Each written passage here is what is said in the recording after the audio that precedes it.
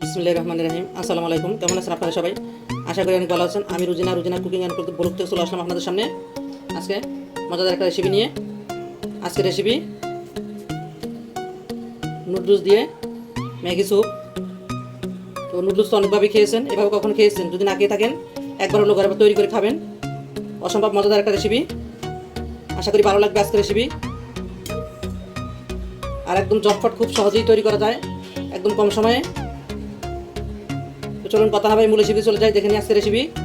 এই ধরনের সহজ এবং মজার রেসিপি পাওয়ার জন্য আমার ইউটিউব চ্যানেলটাকে সাবস্ক্রাইব করে আমার ইউটিউব চ্যানেলের সাথেই থাকবেন। পাশে থাকা বেল আইকনে ক্লিক করে রাখবেন, যাতে করে নতুন নতুন ভিডিও আপলোড দেওয়ার সাথে সাথে আপনার কাছে পৌঁছে যায়। চলুন মূল রেসিপি দেখে নিই। আজকের এই নুডলস দিয়ে স্যুপ রেসিপি ভালো লাগলে ভিডিওতে লাইক দিয়ে দিবেন, শেয়ার দিয়ে দিবেন।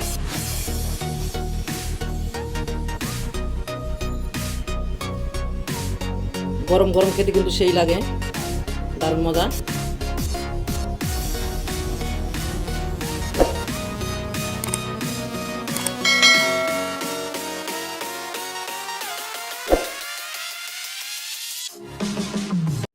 তো ম্যাগি নুডলস স্যুপ রান্না করার জন্য আমি এখানে একটা চুলায় কড়াই বসাই দিছি। তো এখন আমি এখানে দিয়ে দিব রান্নার সয়াবিন তেল। এখানে আমি 1 টেবিল চামচের মতো তেল দিব, তেল বেশি দিব না। তেল গরম হয়ে গেছে, এখানে আমি দিয়ে দিব দুইটা রসুনের কোয়া আমি কুচি কুচি করে কেটে নিচ্ছি এখানে। এখন এটা আমি রসুনটা দিয়ে আমি 3-4 সেকেন্ড একটু নাড়াচাড়া করে এখানে একটু পেঁয়াজ দিয়ে দিব। দিয়ে দিলাম পেঁয়াজ। এখানে মাদার সাইজের একটা পেঁয়াজ আছে কুচি করা। পেঁয়াজ আর রসুন একটু করে ভেজে নেওয়া হয়ে গেলে এখানে আমি দিয়ে দিব এই যে হাড় ছাড়া একটু মাংস নিচ্ছি আমি এখানে, চিকেন। এটাকে আমি একটু চাকচাক করে কেটে নিচ্ছি, ছোটো ছোটো করে, এই যে চাকচাক করে। এখানে 150 গ্রামের মতো চিকেন আছে। আপনারা চাইলে এখানে এই স্যুপটা যে কোনো মাংস দিয়ে রান্না করতে পারেন, অথবা চিংড়ি মাংস দিতে পারেন। তো আমার বাচ্চারা চিকেন বেশি পছন্দ করে, আমি সেজন্য চিকেন দিয়ে রান্না করতেছি। দিব স্বাদ মতো লবণ। লবণটা আমি প্রথম অল্প দিব, যদি পরে লাগে তো আবার দিয়ে দিব। এখন আমি চিকেনগুলোকে নাড়াচাড়া করে 2 মিনিটের মতো ভেজে নিব। চিকেনটা 2 মিনিটের মতো ভেজে নেওয়ার পরে এখন আমি চিকেনটাকে এক সাইড করে রেখে এভাবে আমি এখানে একটা ডিম একটু ভেজে নিব হালকা করে।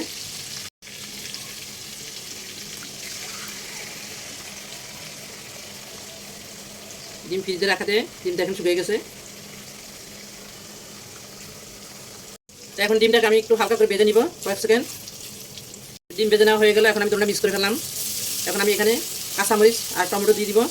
এই যেখানে আমি একটা টমেটো এবং কেটে নিচ্ছি, লাল টমেটো পাকনা, এই যে দিয়ে দিলাম। আপনারা এখানে ক্যাপসিকাম অথবা যে কোনো সবজি ব্যবহার করতে পারেন, গাজর, মানে যেটাই পারেন ব্যবহার করতে পারবেন। এখানে আমার হাতে কাছে ছিল না, আমি সেজন্য দিলাম না। দিয়ে দিলাম 2টা কাঁচামরিচ কুচি করে কেটে। জালটা যার স্বাদ মতো দিবেন। এখন দিয়ে দিবে এখানে আমি একটা ম্যাজিক মশলা, এই যে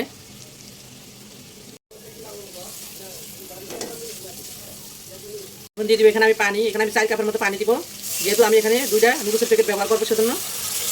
এখন আমি এখানে ঢাকা দিয়ে দিব। পানিটা ফুটে ওঠা পর্যন্ত অপেক্ষা করবো। এই তো পানিটা ফুটে উঠলো। এখানে আমি দিয়ে দিব এই যে এরকম 2টা প্যাকেট দিব আমি। এই নুডলসের প্যাকেটগুলো আমি দিব। এই যে আমি একটু মাঝখান দিয়ে ভেঙে দিব।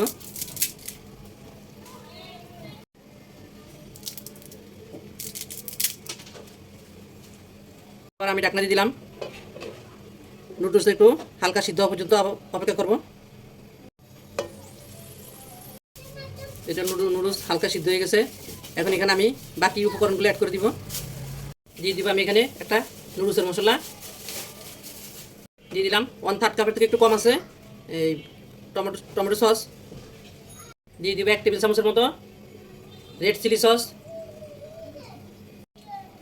আবার বলতেছি, জালটা যার স্বাদ মতো দিবেন, যদি বেশি খান বেশি দিবেন, কম খাইলে কম দিবেন।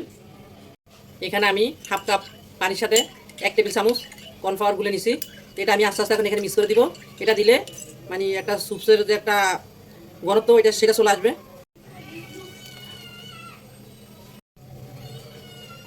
একটু নাড়াচাড়া করে পাখিটা দিয়ে দিব। দিয়ে দিব এখানে 2 চা চামচের মতো চিনি। লবণটা একটু সামান্য কম হয়েছিল, আবার দিয়ে দিলাম একটু। এই যে দেখুন স্যুপসের ঘনত্বটা এরকম আসবে। এই যে একদম বেশি ঘন না, একদম পাতলাও না, এই যে এরকম কর্নফ্লাওয়ার দেওয়ার কারণে এই ঘনত্বটা আসছে। নামানোর আগ মুহূর্তে আমি এখানে দিয়ে দিব লেবুর রস। এই স্যুপসটা টক মিষ্টি ঝাল খেতে কিন্তু দারুণ লাগে।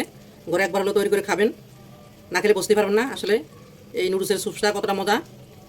তো খেয়ে কেমন হয়েছে অবশ্যই কমেন্ট বক্সে কমেন্ট করে জানাবেন। আজকে রেসিপি ভালো লাগলে লাইক দিয়ে দিবেন, শেয়ার দিয়ে দিবেন। আর যে সকল আপুরা ভাইয়েরা ইতিমধ্যে আমার চ্যানেলকে সাবস্ক্রাইব করেছেন তাদেরকে অসংখ্য ধন্যবাদ।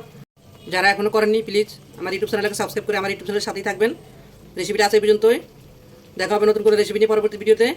আল্লাহ হাফেজ। এখন চুলা থেকে নামিয়ে এখানে আরেকটা জিনিস আমি দিতে ভুলে গেলাম, এই যে গোলমরিচের গুঁড়া। এটা হচ্ছে কালো গোলমরিচের গুঁড়া, আপনারা সাদাটাও ব্যবহার করতে পারবেন। তো আমার হাতের কাছে কালোটা আছে, আমি কালোটাই দিয়ে দিলাম, বেশি দিব না, আধা চা চামচের মতো দিব।